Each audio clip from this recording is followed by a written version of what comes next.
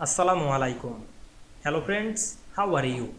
Welcome back to my another video. In this video, I am going to show you how to change shortcut keys in Affinity Publisher. Let's get started.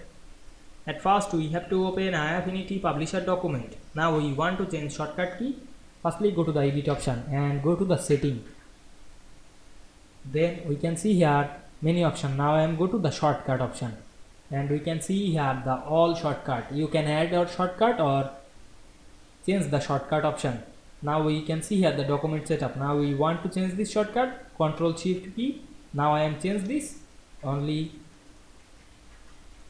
Firstly disable this, then write the shortcut. Now I am shortcut Control plus D. Then we can see the shortcut is available, but now we want to make this shortcut another Control D S A. Then click close. Now we can see we change shortcut key very easily. I hope you enjoyed the video. Please like, comment, share and subscribe my channel. Thanks for watching.